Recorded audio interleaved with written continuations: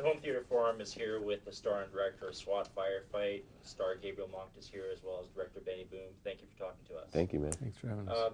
Benny, I understand that you got your start in directing music videos, Yeah. and a lot of successful directors these days have got their start that way. Mhm. And I just want to ask you, how was that good preparation for directing a feature? I think it's a good preparation in terms of visual styling. You have to. There's still a bit of schooling that needs to happen when dealing with actors. Musicians are very different than actors. They're pretty, and I say this all respectfully. They're one note, meaning an artist has a style and something they project, whether it's 50 Cent or Lil Wayne or one of these people. This is who they are, and you can't change that at all. This is what they represent. With an actor, they're filling a role, and it's changing. It's ever changing. You have 5 or 6 different people who have to be 6 different people, and you have to kind of maintain that. And so in that sense of visual styling and understanding camera movement and the art of filmmaking, it's a great preparation. When it comes to directing actors and storytelling, there's a school that I think that you still need to go through, which helps because I do commercials as well, so you get a chance to work with actors. And this is my second film, so able to I've gone through the process already. So, Were there any sequences in this film that were particularly challenging or difficult, or maybe through your experience helped you to get through those parts? Anytime that we had, I would say most of the actors on the scene at the same time, and we're trying to orchestrate an action sequence but keep the story intact and make sure that the dialogue makes sense, so we don't shoot the scene for action's sake and then lose the story or lose what it is that Cutler's supposed to be commanding, or lose what it is that the team is supposed to be rebelling against. Those were the most challenging scenes because I wanted to make sure I captured it right visually, but also wanted to make sure that the story is being told. So it was good because I in preparation for that, it's sort of like you got to think on your feet. Even though you lay it out and you write it out and storyboard it and the whole thing, once you get there, it still changes a little bit.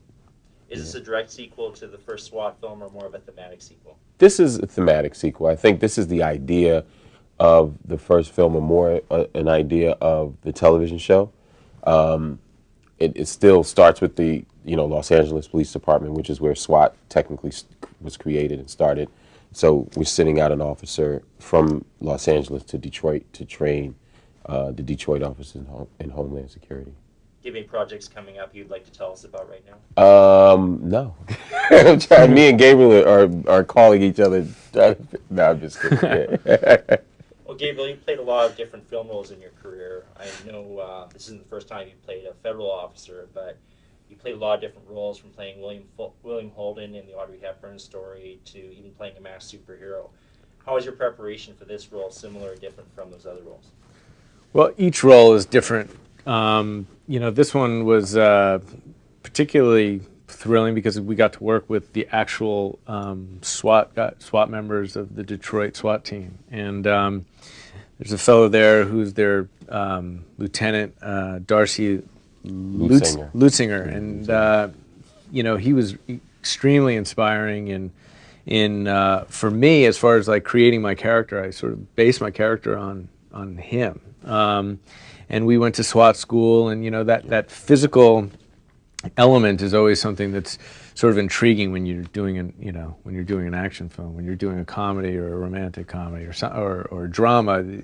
You don't have to use you don't have to get into the gym every day. I mean, you look at Benny with these guns right here. You got to you're inspired to get in the gym every day. So there's a different approach with every role that I play. But look, we had a great time making this one.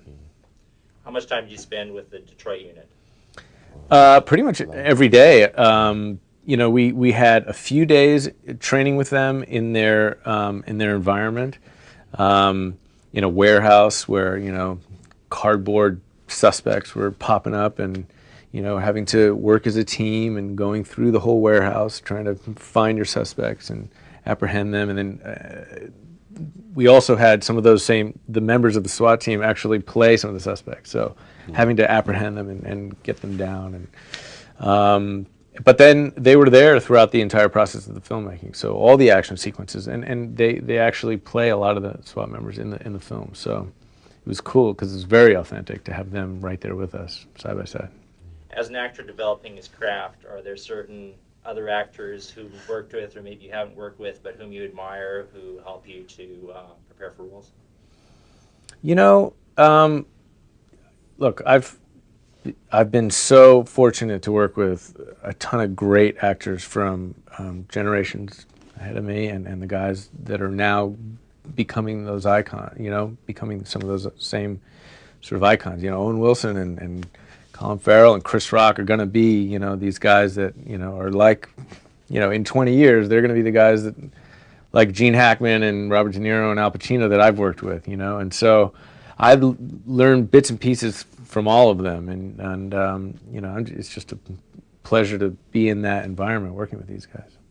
Do you have any projects coming up that you'd like to tell us about this time? I have this film Middleman, which is also on DVD right now, which is you know, it's a crazy film, which is a lot of fun. Very different character than I play in SWAT. That actually comes to Blu-ray and DVD on March 1st, and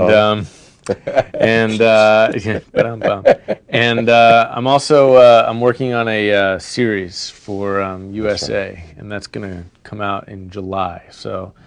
And I'll play a corporate attorney, and that's going to be very different from this. So, you know, I'm always trying to change it up. In closing, do either of you have any anecdotes from production of this film that stand out that you might like to share? You know, I remember, you you look at this action film, right, and you say, God, there's got to be some danger here, you know, big explosions and you know, a lot of use with weapons and stuff. We shot in the Brewster Projects, and I think going to work to the Brewster Projects every day was the most dangerous element of this shoot. It is in such decay, and it's very sad. I mean, there is mold everywhere, and so, if anything, you know, the whole crew and the entire cast is going to die.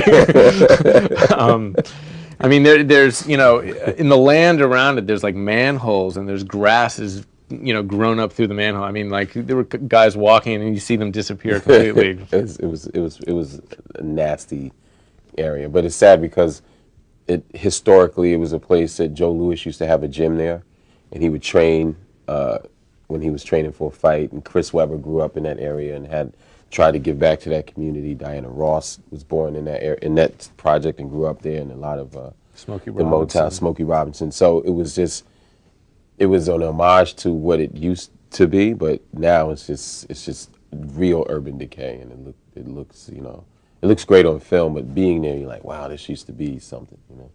Well, SWAT Firefight's being released on Blu-ray and DVD on March 1st, and we look forward to seeing it. Thank you, Thank man. you very much. Thanks so much. Appreciate it. Thank you.